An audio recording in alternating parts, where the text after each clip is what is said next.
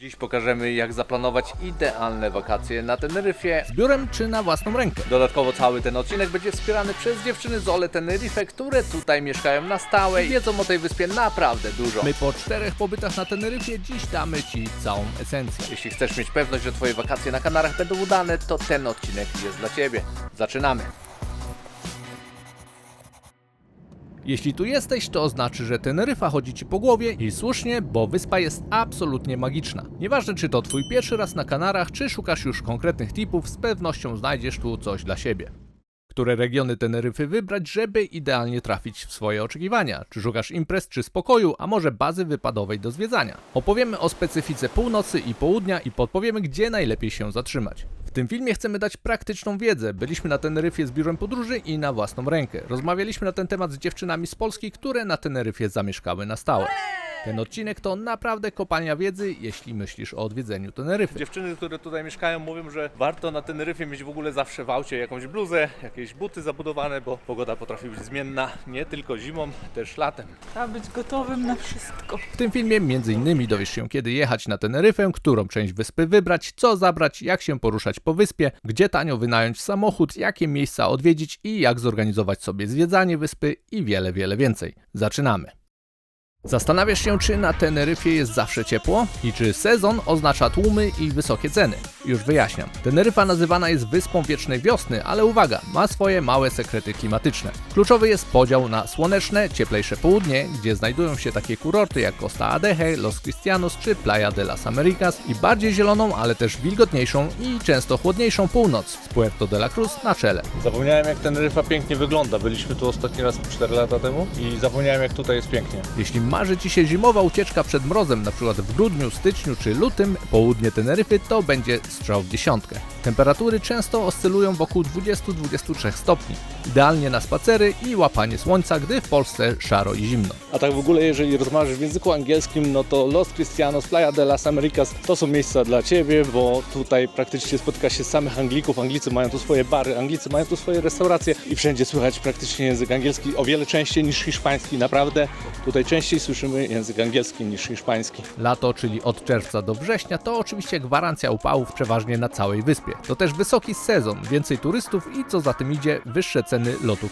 i hoteli. Od 16 dopiero będziemy mieli pokój. Nie dostaniemy wczesnego check-inu, jak to czasami się udaje i przyszliśmy na śniadanko. A co z sezonem niskim? Najniższy sezon na Teneryfie to chyba maj, bo jak rozmawialiśmy z ludźmi, którzy tutaj prowadzą biznesy, to mówili, że maj to dla nich najlepszy czas na wzięcie urlopu, bo wtedy jest najmniej turystów. Dzisiaj 22 maj, od razu mówimy, bo często się pytacie, w jakim miesiącu odwiedzamy dane miejsce. Także jest maj i jest pięknie, jest zielono i tak pięknie pachnie naturą, uprawami, roślinami, kwiatami. No piękne, my po prostu uwielbiamy tutaj ten klimat. Teneryfa to najpopularniejsza z Wysp Kanaryjskich, więc reszta roku jest już przeważnie dość gęsto zatłoczona. Oczywiście najwyższy sezon to czerwiec, lipiec, sierpień. Najlepsza pora na przyjazd. Każda. Ja bardzo lubię wiosnę. Uwielbiam od marca do maja, początku czerwca. Bardzo, bardzo lubię tą A ja bym powiedziała, że jesień. Że jesień, kiedy już w Europie robi się chłodno, już trochę nieprzyjemnie, a tutaj nadal świeci słońce, można się opalać. Listopad, początek grudnia, bardzo ciepło, bardzo fajnie. To jest idealne miejsce na przedłużenie lata. Okej, wiesz już kiedy, to teraz jak tam dotrzeć. Samolot to chyba oczywistość, ale czy zawsze bezpośrednio, czy przez biuro podróży, czy jednak na własną rękę, już wyjaśniam.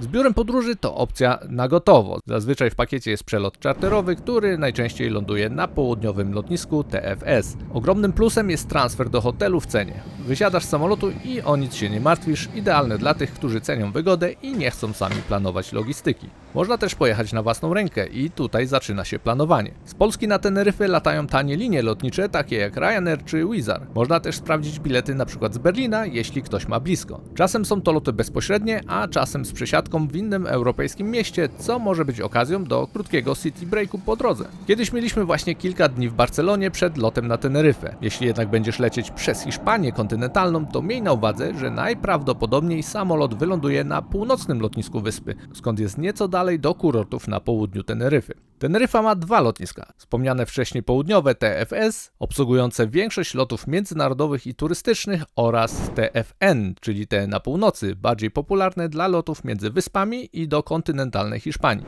Jeśli celujesz w kurorty na południu, TFS będzie znacznie bliżej. Jeśli cenisz wygodę i zero stresu, biuro podróży z czarterem i transferem to dobry wybór. Jeśli chcesz zaoszczędzić i masz żyłkę organizatora, szukaj lotów tanimi liniami na własną rękę. Porównuj ceny, daty i lotniska, a nawet rozważ opcję lotu na sąsiednią wyspę plus prom. Jak szukać tanich lotów, mamy to w osobnym odcinku, więc nie będę tutaj tego powtarzał. Link do tego filmu znajdziesz na dole w opisie.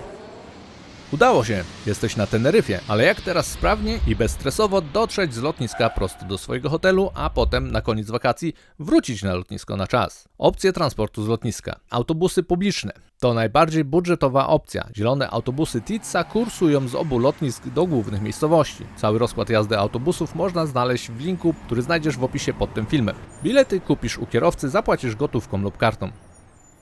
Wiele firm oferuje transfery z lotniska do hotelu. Możesz zarezerwować miejsce w autobusie wahadłowym, czyli shuttle bus, który rozwozi pasażerów do różnych hoteli. Jest to opcja tańsza niż taksówka, ale droższa niż autobus publiczny. Prywatny transfer to kierowca czekający na Ciebie z tabliczką i bezpośredni przejazd do hotelu. Najdroższa, ale również najbardziej komfortowa opcja. Warto rezerwować online z wyprzedzeniem. W opisie pod filmem znajdziesz linki do przykładowych firm oferujących transport z lotniska. Ofertę takiego transferu często oferuje np. Booking.com. Link do tej porównywarki również na dole pod filmem. Taksówki są dostępne bezpośrednio przed terminalami przylotów na obu lotniskach. To szybka i wygodna opcja, ale też jedna z tych droższych. Przykładowo kurs z lotniska na południu do Costa Adeje może kosztować około 25-35 euro, a do Puerto de la Cruz nawet ponad 100 euro. Nie jest to najtańsza opcja, ale jeśli nie ma się akurat innych środków transportu, to zawsze to jakaś opcja. Jeśli planujesz wynająć samochód na cały pobyt, najwygodniej będzie odebrać go od razu na lotnisku. Większość wypożyczalni ma swoje biura w terminalach lub oferują darmowy transport, tzw. shuttle bus. Dobra, jedziemy autobusem odebrać samochód, który wypożyczyliśmy za pośrednictwem naszej ulubionej porównywarki. Zawsze tam znajdujemy najatrakcyjniejsze ceny. Wszystko do tej pory zawsze było w porządku, także polecamy. Na dole link w opisie filmu, jeżeli ktoś chciałby wypożyczyć auto. My płacimy za tydzień czasu jakieś 120-140 euro, chyba nie pamiętam dokładnie, z pełnym ubezpieczeniem oczywiście. Rezerwuj auto z wyprzedzeniem online, żeby mieć pewność dostępności i często lepszą cenę. Moi drodzy, jeszcze tylko odbiór auta i lecimy. Później w filmie nieco więcej na temat wynajmu auta. Buenos dias! Buenos Aires, jak mawiał Siara. Masz już bilet, ale gdzie się zatrzymać na tej rajskiej wyspie? Wybór miejsca noclegowego może zdefiniować całe Twoje wakacje. Północ czy południe? Gdzie i dlaczego? Północ. Południe. I słuchamy dlaczego. Słuchajcie, my akurat jesteśmy zwolenniczkami 2 różnych części Teneryfy i lubimy je bardziej. To absolutnie nie chodzi o to, że któraś jest lepsza albo gorsza, bo wszystko zależy od tego, co bardziej lubicie. Ja bardziej lubię północ, dlatego że nie jest tak gorąco, jest zielono, bo częściej pada deszcz, więc to też z punktu widzenia Was przyjeżdżających tu na wakacje musicie wziąć pod uwagę, że jest tam jednak chłodniej i bardziej wilgotno. Dodatkowo jest bardziej lokalnie. Tak, czyli nie zawsze, no może w Puerto de la Cruz, czyli w tym najbardziej takim popularnym miasteczku turystycznym na północy, dogadacie się po angielsku i po niemiecku, natomiast w tych mniejszych miejscowościach na północy Teneryfy powinniście znać hiszpański, żeby móc się jako tako dogadać. Więc to jest to, co czyni moim zdaniem północ wyjątkową i taką jedyną w swoim rodzaju tutaj, żeby zobaczyć to, czym naprawdę Teneryfa jest. A na południe jechać na plaży od czasu do czasu. Co ty tam powiedziałaś, że północ jest bardziej chłodna, więc dlatego ja wolę południe, bo jest cieplejsza, że na północy Wilgotna. częściej pada, więc dlatego wolę południe, bo mniej pada. Widać po ubiorze, zresztą tutaj. Tak, jesteśmy teraz w La Laguna i mi jest tutaj chłodno po prostu. Ja lubię, kiedy jest ciepło, dlatego zdecydowanie wolę południe, aczkolwiek przyznam Wam, że ja bardzo często jeżdżę na północ i uwielbiam tutaj być, ponieważ jest bardziej zielono, jest właśnie bardziej lokalnie, bardziej hiszpańsko, południe jednak jest mocno turystyczne. Natomiast przy wyborze hotelu i takiego punktu wypadowego na Teneryfie warto też wziąć pod uwagę to co wy chcecie na tej Teneryfie robić. Jeżeli chcecie skorzystać z atrakcji, z wycieczek, to zdecydowanie lepiej na południu, a jeżeli północ, to już wspomniane wcześniej Puerto de la Cruz, a nie jakieś mniejsze miejscowości. Natomiast jeżeli wybieracie się na taki wypad z plecakiem albo chcecie wynająć samochód, to wtedy w zasadzie co w duszy gra. Natomiast jeżeli plażowanie, leżenie nad basenem, drinki, słońce, muzyka, plaża, to zdecydowanie południe. Jakby o to w południu chodzi. Są hotele, jest cała infrastruktura turystyczna świetna i wtedy południe jest jak najbardziej dobrym wyborem. Wszystko tam znajdziecie, czego potrzebujecie na wakacjach, nie? Tak. I jesteśmy w chmurze. Nikt nas nie uploadował, po prostu przejeżdżamy przez chmurę. Bardzo zimna jest ta chmura. Zimno mi w rękę. Dzisiaj doświadczamy w najlepszym wydaniu tego, jak zmienny może być klimat na Teneryfie. W sensie zmienny, porównanie północy z południem. Na południu piękne słońce, prawie bezchmurne niebo, klimat taki do plażowania idealny. Na północy pełno chmur, które są zatrzymywane przez Teide. Siąpi taka mrzawka cały czas i zupełnie inny klimat. Inna roślinność, jest tutaj o wiele bardziej zielono. A tutaj widać właśnie, dlaczego na Teneryfie mówi się, że to kontynent w pigułce. Dlaczego tak różny ma klimat. Zobaczcie, to jest północna część wyspy. Jak Teide, jak tutaj cała ta masa ziemi trzyma chmury po tej stronie. To przez to jest tutaj bardziej mokro, jest więcej wilgoci, więcej deszczu i więcej chmur. Moi drodzy, no i widać, że zbliżamy się już do południowej części wyspy. Przed chwilką, jeszcze dosłownie minutę temu, było pełno chmur. Tu jeszcze widać na górze, jak się przedzierają, a już się robi słonecznie, już się robi pogoda. Niesamowita jest ta Teneryfa i ta pogoda tutaj, ten klimat. Na tym pięknym punkcie widokowym w drodze do Maski widać za nami w tle dwie wyspy. La Gomera i La Palma. Na obie te wyspy możecie wybrać się, będąc na swoich wakacjach na Teneryfie, z naszym biurem oletenerife.pl. Na La Gomerę po polsku jednodniowa wycieczka bez problemu, na La Palmę po angielsku co prawda, ale możecie zobaczyć 3 z wysp kanaryjskich podczas swoich wakacji na Teneryfie. Słoneczne południe, np. Costa Adeje, Playa de las Americas czy Los Cristianos, to tutaj bije turystyczne serce Teneryfy. Zielona północ, np. Puerto de la Cruz, La Orotava, Garachico, zupełnie inny klimat, bardziej zielono, spokojnie i lokalnie. Mniej jest tu wielkich resortów, a więcej klimatycznych miasteczek z tradycyjną kanaryjską architekturą. Witamy w Garachico, moi drodzy. To miasto jest bardzo wyjątkowe, bo powstało niczym Feniks z popiołów. Idealne dla osób szukających autentyczności, pięknych widoków i dobrej bazy wypadowej do zwiedzania wyspy czy trekkingu po górach Anaga. Okej, sporo tego, ale to dopiero początek. Przejdźmy do tego, co wielu chyba najbardziej interesuje. Ceny na Teneryfie. Ile tak naprawdę kosztuje Teneryfa? Czy to kierunek tylko dla bogaczy, czy da się tam spędzić wakacje bez zrujnowania budżetu? Z biurem podróży jest to proste. Wystarczy odwiedzić strony internetowe biur podróży lub porównywarek i gotowe. Można oczywiście polować na last minute lub kupić dużo wcześniej na first minute. Podróż na własną rękę, tutaj rozpiętość jest większa, bo wszystko zależy od wielu czynników.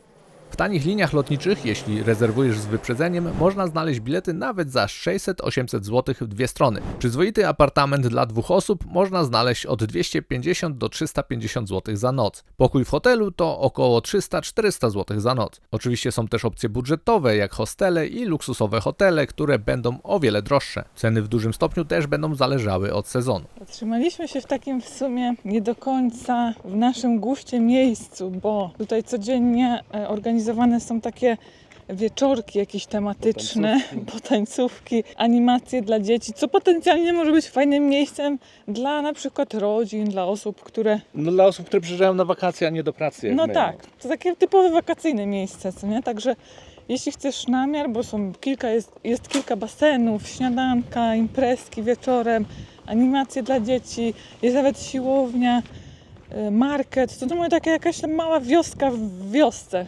Miasto w mieście. Także jeśli chcesz namiar, to pisz, wyślemy linka albo zostawimy link na dole, bo takie no fajne.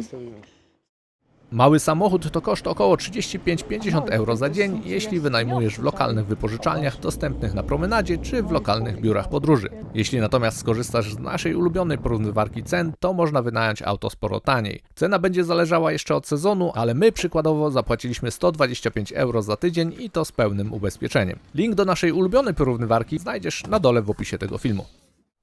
Jeśli ktoś gotuje sam, polecam zakupy w supermarketach. O tym więcej nieco później. Produkty są w cenach zbliżonych do polskich, czasem nieznacznie wyższych. No i jeżeli ktoś chce sobie zrobić wyjazd budżetowy, no to jak najbardziej też polecamy.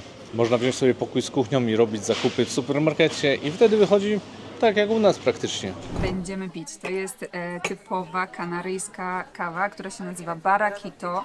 Gracias.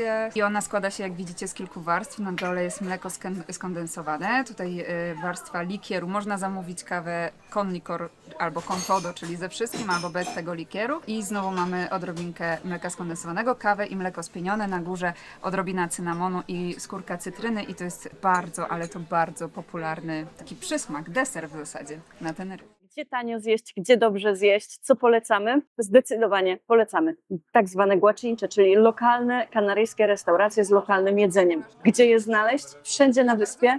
Najwięcej jest ich jednak na północy wyspy, ale i na południu znajdziecie świetne guacincze. Tam cena posiłku czy cena obiadu to jest w okolicach 15 euro już z napojem, z winem, świetnej jakości zresztą, często domowym winem. Lampka czerwonego wina, ale to jest lampka wielkości takiej trzykrotnej, jak są przeważnie u nas w Europie. Także taka jedna lampka, tutaj były 3 kieliszki chyba takie w Polsce. Także takie restauracje znajdziecie. Natomiast na Teneryfie na pewno głodni nie będziecie, bo jest całe mnóstwo restauracji, czy to przy promenadzie w Costa Adeje, czy wszędzie indziej. Ta infrastruktura jest tutaj rozwinięta wspaniale. Także na pewno znajdziecie. Tutaj są kuchnie z całego świata, z Ameryki Południowej, z Azji. Nie ma to najmniejszego znaczenia, na co macie dzisiaj ochotę. No i oczywiście, ile chcecie wydać, bo zakres cenowy posiłków jest tutaj tak samo jak wszędzie. Od tanich, budżetowych posiłków po gwiazdkę Michelin i kilkaset euro za posiłek. Także do wyboru, do koloru. Dzień dobry moi drodzy, dzień się zaczął tak, że zobaczcie na moje oko. Jakaś opuchlizna, byłem w aptece zapytać o coś na to i mówią, że to jest infekcja, muszę iść do lekarza tutaj obok. Także przygoda na Teneryfie zaczęła się od niespodziewanego zwrotu akcji. No ale tak się zdarza czasami w podróży, nie? Mam nadzieję, że możecie na to patrzeć, bo ja nie mogę, widzę swoje odbicie w telefonie i wyglądam strasznie, ale no co zrobić? Dobra, idę do lekarza zapytać, ile kosztuje wizyta, czy moje ubezpieczenie to pokryje. Powinno pokryć w sumie, nie? Czemu nie? Dobra, czekam. Dobra, moi drodzy, jestem po wizycie u lekarza, recepty wypisane, wizyta plus wizyta kontrolna, od razu mnie skasowali 158 euro, także widzicie, jak ważne jest mieć ubezpieczenie. My mamy ubezpieczenie w Planeta Młodych, będę składał wnioski o zwrot, także gdyby nie ubezpieczenie, no to już by trzeba było wydać prawie ponad 150 euro, a plus leki jeszcze, a zwróćcie uwagę, że to tylko drobiazg i pierdoła, a jak się wydarzy coś poważniejszego, no to te koszty rosną dosyć znacznie. Wstęp do parków takich jak Siam Park to około 40 euro za osobę dorosłą i 28 euro za dziecko. Wjazd kolejką na Teide na dzień nagrywania tego filmu to 42 euro za osobę. Benzyna zazwyczaj jest tańsza niż w Polsce. Podczas naszego pobytu w 2025 roku litr kosztował euro 19. Kawa w kawiarni to przeważnie między euro 50 a 2,5 euro. Piwo w barze na promenadzie najczęściej znajdowaliśmy pomiędzy 2 a 4 euro, ale udało mi się znaleźć w jednym miejscu duże piwo nawet za euro 50. Teneryfa może być zarówno opcją budżetową, jak i luksusową. W miejscu, gdzie jesteśmy, gdzie siedzimy w tej chwili, kiedyś tutaj było piwo za 95 centów z nalewaka. Dobrze słyszycie? 95 centów. W tej chwili nie ma piwa w ogóle z nalewaka, są tylko puszkowe i butelkowe i najtańsze małe piwo jest po 2,5 euro. Przygotuj się, że ceny w typowo turystycznych miejscach będą wyższe. Słuchajcie, tutaj się kartą zapłaci wszędzie, nawet na jakichś festiwalach, food truckach, także nie ma najmniejszego problemu. Nie ma sensu tak naprawdę wypłacać pieniędzy. Dużej ilości, Dużej nie? ilości. Bo wiadomo. Natomiast czy w autobusach też bez problemu kupicie sobie bilet u kierowcy płacąc kartą. Faktycznie gotówki tutaj nie potrzeba w ogóle, nawet na takim lokalnym, nie wiem, ryneczku, stoisku z owocami można kupić sobie banana czy mango i zapłacić kartą. Saludamos a la gente de Polonia. Przez nasz cały pobyt trafiliśmy tylko na jeden bar w miejscowości Maska, gdzie nie można było zapłacić kartą. Jesteś już na Teneryfie. Czy samochód to konieczność, czy może publiczny transport da radę? Już odpowiadam. Samochód według nas to najlepsza opcja. Jeśli chcesz mieć pełną swobodę i dotrzeć do mniej turystycznych miejsc, szczególnie w góry Tono czy do Parku Narodowego Teide. Potrzebne będzie prawo jazdy. Polskie jest oczywiście honorowane. Karta kredytowa na depozyt, choć niektóre lokalne wypożyczalnie akceptują debetową lub gotówkę. Podczas naszego pierwszego pobytu na Teneryfie wypożyczyliśmy auto bez żadnego depozytu, jednak tak zazwyczaj będzie nieco drożej. Sprawdź też politykę paliwową. Najlepsza opcja naszym zdaniem to full to full, czyli dostajesz auto z pełnym bakiem i oddajesz z pełnym bakiem. Nam zaoferowano opcję zapłaty za pełny bak z góry jeszcze przed przyjazdem i można wtedy oddać samochód nawet z pustym bakiem. Jednak tej opcji nie polecam, bo trzeba dobrze zaplanować zwiedzanie, żeby nie oddać pół baku paliwa, bo za to nikt pieniędzy nie zwróci. Na co uważać jeżdżąc samochodem na Teneryfie? Górskie drogi na wyspie bywają wąskie i kręte, jedź więc ostrożnie. Niektóre osoby nie czują się komfortowo prowadząc auto po tak krętych drogach. Miej więc to na uwadze, rozważając podróżowanie po wyspie wypożyczonym samochodem. Większość wyspy objedziesz autostradami, więc z poruszaniem się ogólnie nie ma problemu, ale do niektórych miejsc, jak przykładowo miejscowość Maska, prowadzą tylko wąskie i kręte drogi. Parkowanie w popularnych miejscach na Teneryfie bywa wyzwaniem, bo parkingi są przeważnie pełne.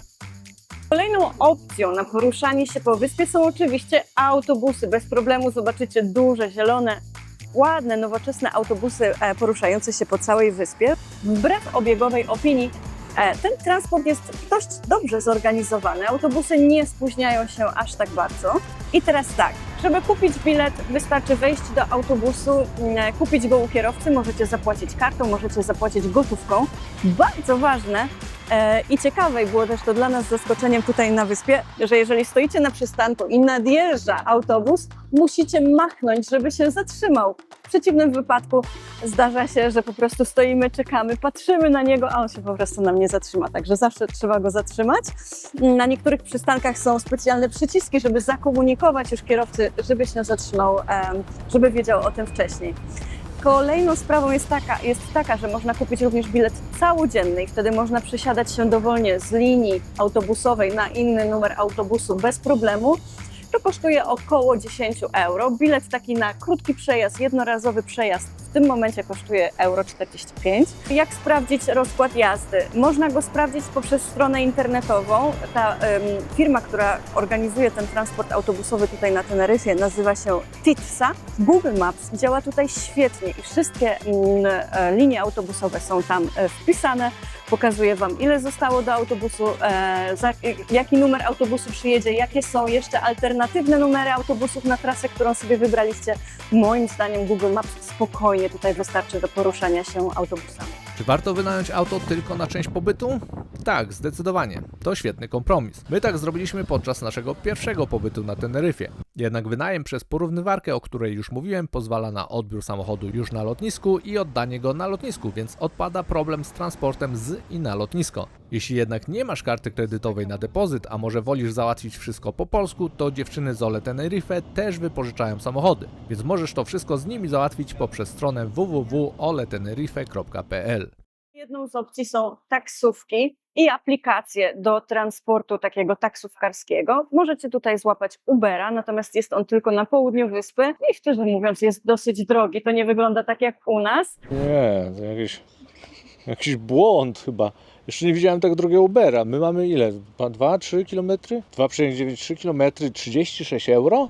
Co do tego Ubera to już wszystko jasne. Tutaj po prostu działa jedynie Uber Black, czyli luksusowe samochody z kierowcą i stąd taka cena. Moim zdaniem zdecydowanie korzystniej jest zamówić sobie taksówkę z jednej z korporacji taksówkarskich. Taksówki są bezpieczne, przyjeżdżają z mojego doświadczenia dosyć punktualnie i są stosunkowo tanie.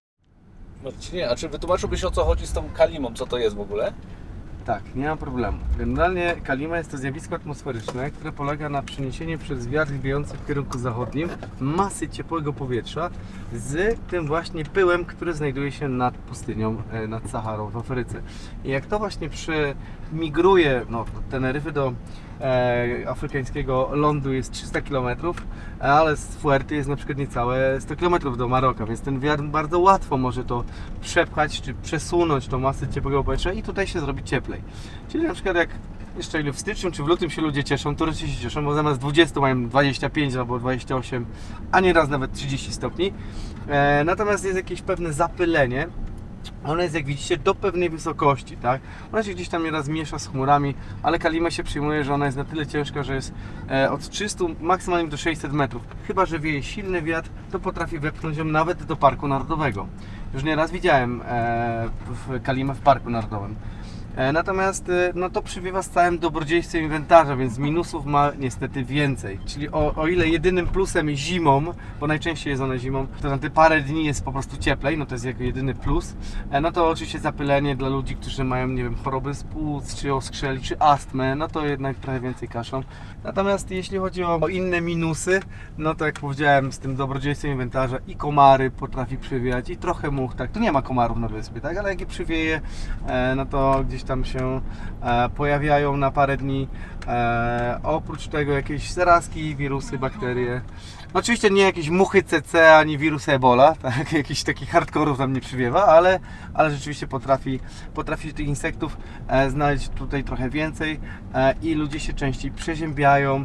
Także jest to dosyć uciążliwe. Kanaryjczycy przy takich mocnych kalimach w ogóle nosa nie wystawią z domu, a jak jest taka kalima tak zwana pomarańczowa, to widoczność spada do poniżej 500 metrów, a raz widziałem w Los Cristianos na 300 metrów. Na 300 metrów, było tak pomarańczowe, że wygląda, jak była burza piaskowa. Teneryfa to wyspa z niesamowitą ilością przecudownych atrakcji. Jest ich tak dużo, że za długo by tutaj opowiadać. Dlatego na ten temat powstał osobny odcinek z atrakcjami Teneryfy, w którym zrobiliśmy wszystkie atrakcje wyspy, by wybrać te najlepsze. Także Teneryfa z wielu perspektyw, z pod wody, z powietrza, z ziemi. Możecie zobaczyć, jak tylko Wam się podoba. Słuchajcie, z dziewczynami zwiedzicie tą wyspę wszerz, wzdłuż, z góry, z dołu, z każdej strony. Jeżeli chcecie zobaczyć wszystkie atrakcje, najciekawsze atrakcje Teneryfy, które my uważamy, że to jest taka topka, to zapraszamy na osobny odcinek, gdzie jest film tylko o atrakcjach. Link znajdziecie na dole w opisie tego filmu. A może wolisz, żeby ktoś inny zajął się organizacją zwiedzania? Co oferują tutaj biura podróży i czy to się opłaca? Jadąc z biurem podróży zawsze są oferty lokalnych wycieczek, które często można zakupić na przykład w recepcji hotelu albo u rezydenta. Czy to się opłaca? Z naszego doświadczenia niekoniecznie, ale dawno nie byliśmy na takich wycieczkach, więc jeśli coś się zmieniło, daj znać. Zanim wykupisz wycieczkę u rezydenta, sprawdź ceny i program w lokalnych biurach turystycznych. Często są bardziej konkurencyjne. Czym pachnie i smakuje Teneryfa, gdzie zjeść lokalne specjały, a gdzie zrobić codzienne zakupy, żeby nie przepłacać? Najpopularniejszym tutaj marketem jest Mercadona, duży zielony napis Mercadona. Znajdziecie tam również produkty lokalne, kanaryjskie, wina, przetwory. Jest tutaj Lidl, jest Aldi, także bez problemu znajdziecie wszystko, czego potrzebujecie do przygotowania sobie posiłku, czy to w wersji wegańskiej, bezglutenowej, bez problemu. Wbrew pozorom produktów wegańskich i bezglutenowych jest tutaj dość dużo. Jeśli nie macie auta, a chcecie zrobić zakupy, to Mercadona na przykład oferuje również dowóz zakupów do domu. Jest co robić na tej Teneryfie, jest co zwiedzać, jest plażowanie, jest życie nocne, są atrakcje związane z aktywnością fizyczną, także naprawdę fajne miejsce, no i piękna pogoda. Papiery, ubezpieczenie, woda z kranu. Niby drobiazgi, ale warto o nich wiedzieć przed wyjazdem, żeby uniknąć niemiłych niespodzianek. Co musisz wiedzieć? Karta EKUS, czyli Europejska Karta Ubezpieczenia Zdrowotnego. Koniecznie ją zabierz. Uprawnia Cię do korzystania z publicznej opieki zdrowotnej na Teneryfie na takich samych zasadach jak mieszkańców Hiszpanii. Wyrobisz ją bezpłatnie w oddziale NFZ. Ubezpieczenie turystyczne. EKUS to podstawa, ale zdecydowanie polecamy wykupienie dodatkowego ubezpieczenia turystycznego. Pokryje ono koszty, których EKUS nie obejmuje, np. leczenie w prywatnych placówkach, gdzie czasami jest szybszy dostęp, transport medyczny do Polski, ubezpieczenie NNW i OC, czy ubezpieczenie bagażu. To naprawdę niewielki koszt w porównaniu do potencjalnych wydatków w razie problemów zdrowotnych. My mamy ubezpieczenie w Planeta Młodych. I kilkukrotnie to ubezpieczenie nam się sprawdziło. Zatem jak najbardziej polecamy. Czy na Teneryfie można pić wodę z kranu? Technicznie kranówka na Teneryfie jest zdatna do picia po przygotowaniu, ponieważ jest uzdatniana. Często jest to ocalana woda morska, choć Teneryfa ma też inne źródła wody, ale o tym można dowiedzieć się więcej na przykład na lokalnych wycieczkach. Nie będę tutaj o tym zanudzał. Jednak większość turystów, a nawet wielu mieszkańców preferuje wodę butelkowaną ze względu na specyficzny smak kranówki. Bez problemu kupisz duże baniaki wody w każdym supermarkecie. Gniazdka elektryczne są takie same jak w Polsce, więc nie potrzebujesz żadnych przejściówek. Internet Wi-Fi jest powszechnie dostępny w hotelach, kawiarniach sklepach i restauracjach. Dzięki zasadzie Roam Like at Home korzystasz ze swojego polskiego abonamentu na Teneryfie na takich samych warunkach jak w kraju. Upewnij się tylko u swojego operatora, jakie masz limity danych w roamingu w Unii Europejskiej, bo ten będzie się różnił od pakietu dostępnego w kraju. Najczęstsze błędy popełniane przez turystów na Teneryfie. Ja bym powiedziała, że jednym z najczęściej popełnianych błędów jest to, że turystom wydaje się, że na Teneryfie jest tylko piękne słońce i piękna pogoda i nie zabierają żadnych innych ubrań, tylko letnie, a później wjeżdżają na przykład zimą na Teide i okazuje się, że jest -6. Na przykład. Ale też w lasach, generalnie na północy Teneryfy może być znacznie chłodniej. Zawsze warto mieć dłuższe spodnie, zakryte buty, bluzę, cienką kurtkę, a zimą na Teide, wiadomo, na zimowo. Moi drodzy, już wiem, co mieli na myśli, mówiąc, że Teneryfa to 4 pory roku naraz w różnych miejscach na wyspie. W tej chwili tutaj w tym lesie, jesteśmy w lesie Anaga, jest normalnie zimno. Jest normalnie, nie wiem ile może być stopni, ale mi w krótkim rękawku jest zimno, tutaj długo bym nie wytrzymał. Druga rzecz, myślę, że trzeba zawsze ze sobą brać wodę, bo i szlaki potrafią być wymagające, słońce jest bardzo mocne, potrafi być bardzo mocne. Trzeba dużo pić, dużo się nawadniać, żeby mieć siłę na zwiedzanie Teneryfy. I chronić się przed słońcem, bo czasem nawet jak jest pochmurno albo nie wiem, płyniecie w rejs i wydaje wam się, że jest bryza i wiaterek, to później turyści wracają z poparzeniami słonecznymi. Zresztą nie tylko turyści, bo my często o tym mówimy, a ostatnio ja też się sama poparzyłam, bo się nie ochroniłam przed słoneczkiem. Także tak, chroncie się przed słońcem. Trzeba się chronić przed słońcem jak chcecie, czy to jest ubranie, czy to są filtry. I tak dalej. Ważna rzecz, wygodne buty i okulary przeciwsłoneczne, nakrycie głowy, czyli taki standard turystyczny powiedziałabym, ale często o tym turyści zapominają i potem rodzą się problemy, nie mamy siły, omdlenia i tak dalej. Nie ma co, trzeba się zabezpieczyć. Przechodząc do takich rzeczy bardziej technicznych, to ja bym wspomniała o tym, że bardzo często boicie się zarezerwować wycieczki wcześniej, z wyprzedzeniem i zabieracie się za ten temat dopiero po przyjeździe na Teneryfę. No i niestety często się okazuje, szczególnie w tych wysokich sezonach, których tutaj jest dużo na Teneryfie, że nie za bardzo mamy miejsca na kilka dni do przodu. W związku z czym my zawsze sugerujemy, żeby rezerwować wycieczki wcześniej, nawet z kilkumiesięcznym wyprzedzeniem, dlatego że rezerwując z nami i tak macie możliwość bezpłatnej anulacji do 72 godzin przed wycieczką, więc nie musicie się martwić o to, że wasze plany się zmienią, albo że jednak nie przylecicie, albo że samolot nie wyląduje i tak dalej, a macie wtedy gwarancję tego miejsca. Tak, ważna sprawa, żebyście zabierali ze sobą na Teneryfę dokumenty w formie fizycznej, nie w aplikacji, nie w żadnych innych urządzeniach czy zdjęcia, tylko w formie fizycznej, dowód, paszport i prawo jazdy, jeżeli chcecie tutaj albo wynająć auto, albo skorzystać z wycieczek typu quady, buggy czy jeepy. To jest Wam potrzebne w formie fizycznej, także warto o tym pamiętać, bo czasami taki błąd też się zdarza. Ja myślę, że to są takie najważniejsze rzeczy, natomiast pamiętajcie, że u nas na stronie www.oletenerife.pl możecie pobrać darmowego e-booka o Teneryfie, a w nim m.in. właśnie jak się ochronić przed tymi błędami, jakie warto odwiedzić miejsca, jakie wybrać atrakcje, gdzie szukać hotelu i wiele innych wskazówek i inspiracji. Polecamy. Po tej dawce informacji jesteś już praktycznie ekspertem od planowania wakacji na Teneryfie. Ale mam dla Ciebie jeszcze kilka złotych rad na sam koniec, które sprawią, że Twój wyjazd będzie jeszcze lepszy. Kiedy rezerwować, żeby było tanio? Loty i noclegi. Generalnie im wcześniej, tym lepiej, zwłaszcza jeśli celujesz w popularne terminy, wakacje, ferie czy święta. Poluj na promocje tanich linii lotniczych. Czasami oferty last minute na pakiety z biur podróży też bywają bardzo atrakcyjne. Samochód również warto rezerwować z wyprzedzeniem online, szczególnie jeśli potrzebujesz konkretnego modelu lub automatycznej skrzyni biegów. Auto z manualną skrzynią biegów będzie tańsze. Ja rezerwuję automat tylko do krajów, gdzie jeździ się lewą stroną, bo to zwiększa mój komfort jazdy, ale tu każdy będzie miał swoje preferencje. W wielu miejscach, nawet turystycznych, można znaleźć darmowe parkingi. Szukaj białych linii. Płatne oznaczone są niebieskimi liniami. Zwykle są tam parkomaty. Żółte linie oznaczają zakaz parkowania. No i na koniec nie zostawiaj wartościowych rzeczy w samochodzie na widoku. To niestety uniwersalna zasada. Słyszeliśmy o przypadkach kradzieży z aut.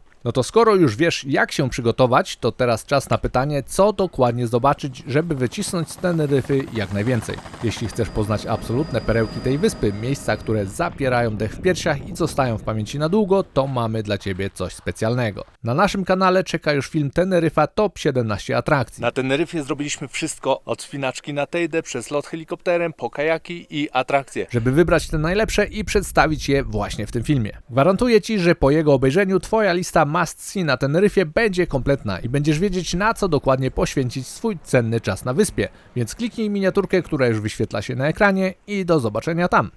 Cześć!